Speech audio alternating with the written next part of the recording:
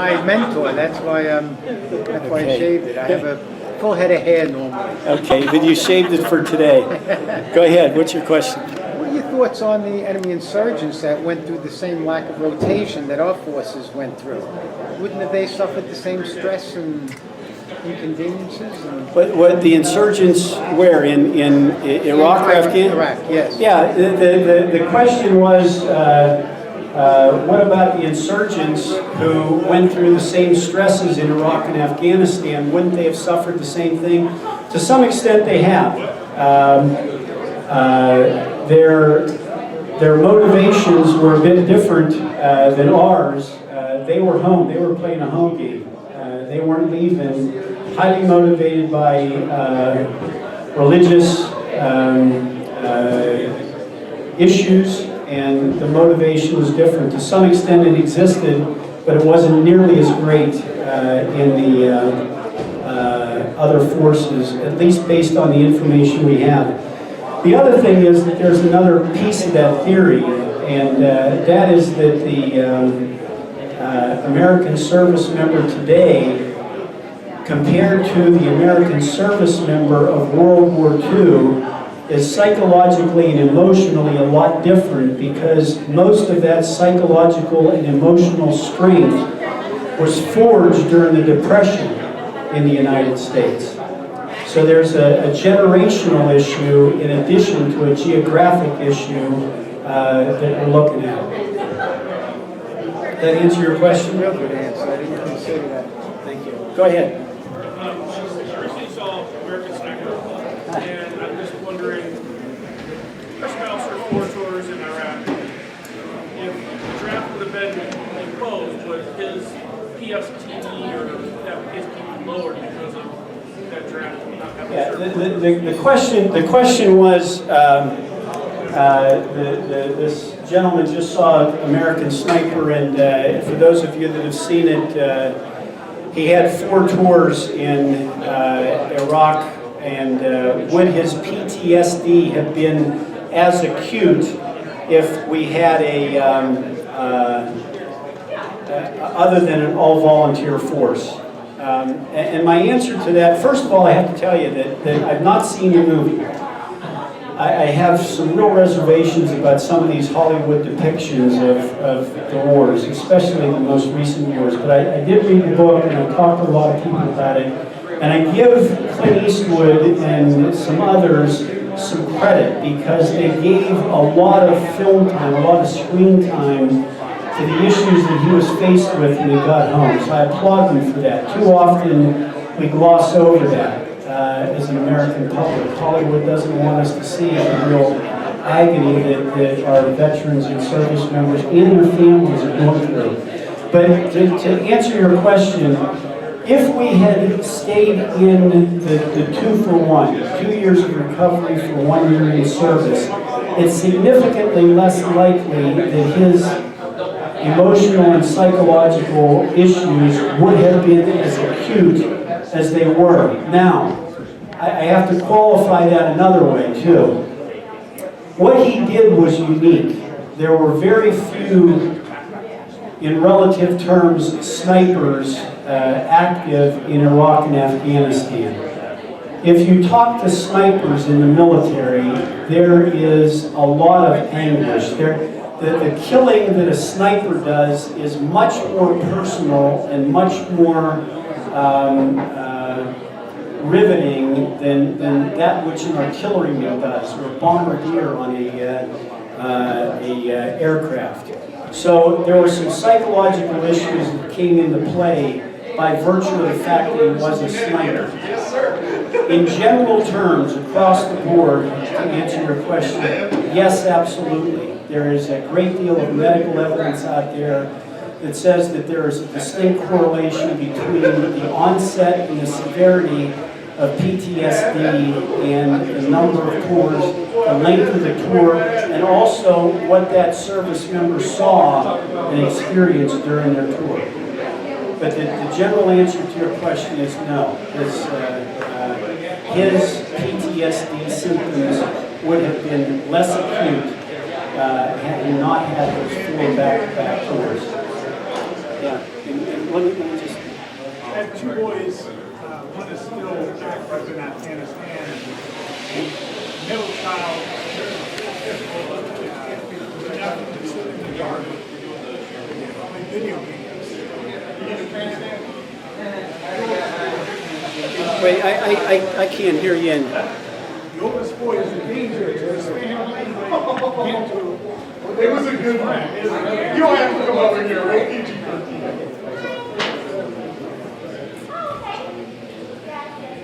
I was going to ask, kind of been at loss how to help my boys.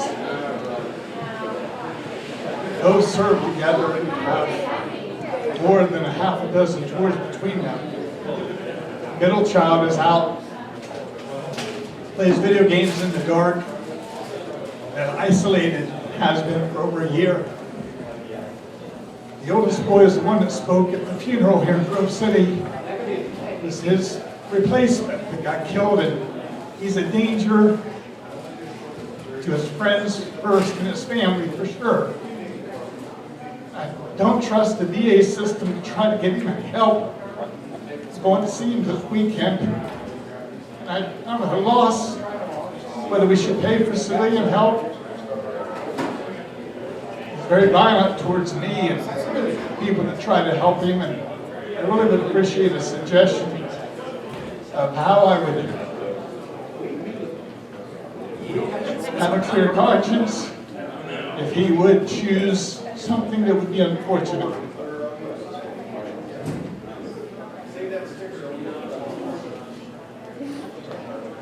This is, I said that there were three things that I do with the question.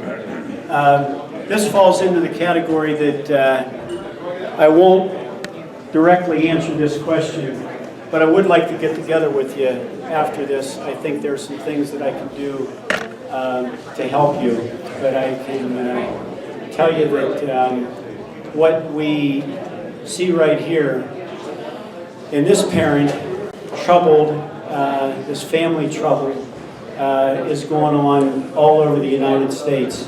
And there aren't enough cases where citizens like you are looking at the consequences on individuals and families that we see all over the United States. And if you'll recall, one of the comments I made toward the end of my prepared speech is that I don't want to see happen to the next generation of veterans who serve our country what's happened to this one. And as long as we stay on the track that we're on in terms of fear, apathy, ignorance, and guilt as a nation, we won't get there. So if you would please, let's get together after this. Sir? Sir? Wait, I had it. Yes. I believe that it's true that in Israel, all young people are obligated to spend 2 years. Speak up and get close to the microphone. I've heard that in Israel, it's mandatory that all young people give 2 years before they go on to their college or whatever they're doing. Is that something you think would work in the United States? The question was the military service model in Israel. Would it work in the United States? And my quick answer to that is no. And let me tell you why. You know, there's a lot of people writing stuff now, and some of them are my friends. Andrew Basovich up at Boston College, who's a great writer, a retired colonel who lost a son in Iraq. Stanley McChrystal, General Dennis, and all of them talk about this thing of quote-unquote national service. And national service sounds really neat because everybody defines it the way they want to. But it won't work in the United States, and here's why. 3 reasons.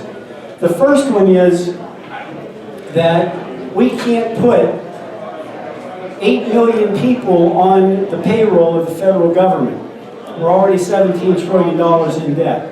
The second one is that national service, as most people think about it until they get into the detail, we have already. What we don't have is mandatory universal service. And that's unconstitutional under the 13th Amendment. And the third thing is that it sounds good. It sounds like a good solution, but here's the thing. Who's going to decide who goes to the Peace Corps and who goes to the infantry? Israel is a country that lives in a very, very tough neighborhood. And they only have 7,000 citizens in their population. I'm sorry, 7 million. So to man the Israeli Defense Forces, they almost have to draw on everybody. We in the United States have 330 million people. We don't need to have 10% of our population serving in the military. That's the last thing I want. But I go through in the book that alternative, the draft as we knew it before 1973, which failed because draft boards became deferment boards. And the poster child of that is Vice President Dick Cheney. The biggest chicken hawk in America is Dick Cheney. He had 5 deferments. And when he was challenged about it, he said he had other priorities at that point in his life. The other thing that it was popular as an alternative was universal military training that President Truman advocated, but ultimately realized that that doesn't work either. I do present my own alternative to the question, is the all-volunteer force working? Will it work in the future? I outlined it in the book, and I can tell you that the alternative that I propose does 4 things. It closes the civil-military gap. It reduces our tendency toward militarism. It provides for national defense. And it saves the American taxpayer as much as $75 billion a year. Now, did I answer your question, though, about the Israeli Defense Force? Yeah, it just seems like perhaps there was a way we could make, young adults appreciate what The math doesn't work. But here's the thing. If the distinct possibility of being required to serve in the military on a fair basis, lottery basis, no deferments, no exemptions, men and women, it then engages everybody, or if not everybody, an awful lot of people. Go ahead. With all due respect, sir, you don't know about this program. Sir, Dayton VA, there's a group of people out there called the For Freedom Questions. They have performed miracles, literal miracles with veterans with PTSD issues out there. Please take your kids down there and let them get into that program. It is unbelievable. I've been following for 2 years now. For Freedom Equestrian Team, they bring horses and they let the veterans bond with these animals, and they have literally stopped veterans from walking in the woods with guns to blow their brains out. They have literally helped veterans who could not walk. They got seriously injured in '68 in Vietnam, throw away a walker and ride those horses and discharge those veterans out of that hospital 2 or 3 weeks later. I have seen this with my own eyes. Please do that. It's interesting about the veterans community. If you ever want to see a tight-knit community, get around a group of vets, and it doesn't matter. And it's intergenerational too. And I think that's one of the things that we've lost in our country. When I say that this is a national security issue, it certainly is. But I think it's an issue that affects the social fabric of our country. Just let me give you one example.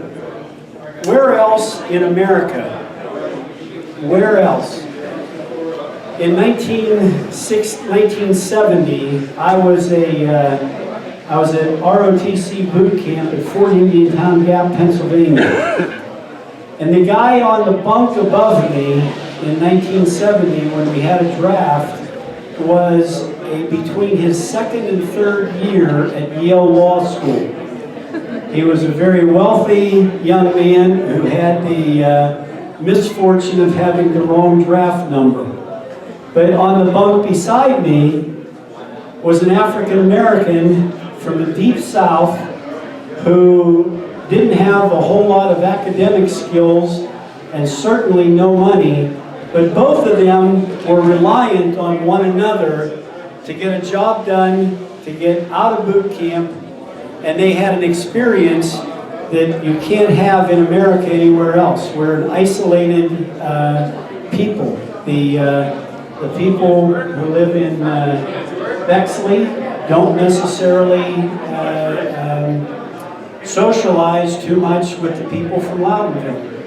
But if we had a military draft that required it, they would have an appreciation for their fellow Americans that's not available anywhere else in our history or our culture.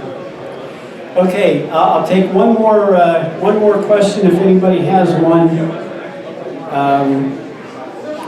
We're getting late in the day. I may be the only thing between you and dinner, and I recognize that.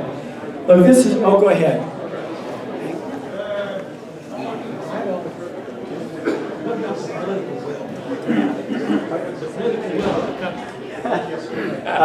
So what specifically is your question regarding the political? They end up in jail or court? What would end up in jail? Somebody, you have a 2-year requirement, a 2-year mandatory, the alternative is jail. Yeah, you know, here's the question about the political will. I think that before we forge the political will to re-implement conscription, I think that the precursor to that is to have the intellectual will and the political will and the moral courage to have a discussion about whether the all-volunteer force is working and whether it will work in the future. Once you have that fact-based discussion about whether it's working and whether it will work in the future, I think you get to that point. But I consider those who use that excuse for not having either discussion to have given up the moral high ground to a bunch of political and social elites that don't know what they're talking about and don't want to face a reality because they're perfectly happy with the system as it stands right now. And if the change is going to be made, if the dialogue is going to occur, it's going to occur among American citizens like you who look at his sons and say, this is wrong, and I contributed to it. That's where it's going to come from. And as far as penalties, you say when they go to jail, in my book, I identify some penalties for failure to report and serve. After Iraq and Afghanistan, what are the numbers? Are they still joining up? Now that they know they might have to pay something for that college education and those weekend drills, are they still signing up like they were? Most of the services at this point haven't had significant problems with volunteers and recruiting, but we're starting to see it. We're starting to see it. As a matter of fact, the Commanding General of the Air Combat Command wrote a memo to the Air Force Chief of Staff saying that we are in a crisis situation with not enough drone pilots. And that's about the last place that I expected the problems to pop up. Are they in Kansas City? Yeah, that's exactly it. There is the working conditions, but we are starting to see some problems. Now here's the thing. The other thing that mitigates the recruiting problems is that all of the branches of the service, as a result of sequestration and other things, are reducing their size. The Army was scheduled to go down to 450,000, so we have to recruit far fewer. In a couple of years, we're going to see the effect of that. And in the meantime, we're still paying bonuses for people to join, while we're kicking other people out. So if you can figure that one out, let me know. But it's your money that's being spent. So as far as penalties, let me just give you a little insight into the book. And I come up with a couple of creative penalties. One of which is that if you decline to serve, and I'll just give you, this isn't the full scope of them, you first of all lose your right to vote. If you don't want to serve and protect the country, you should not have a right to vote. Furthermore, you don't have a right to run for or hold any public office anywhere. So those are a couple of things that we hadn't talked about before, but if you want to see the full scope of my alternative, I'm sure you have $17.95 that will flesh that out. So are there any more questions at this? Yes, go ahead.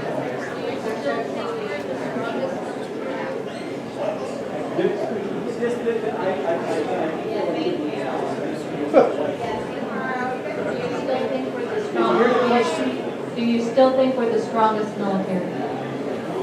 That's a great question, and I'm going to wrap up on that one because it's not really in the central. It's not really in the mainstream of the book. But the question was, do I still think that we're the strongest military in the world? Yes and no, and here's why I say that. We have a military that has a budget, a base budget, of $540 billion.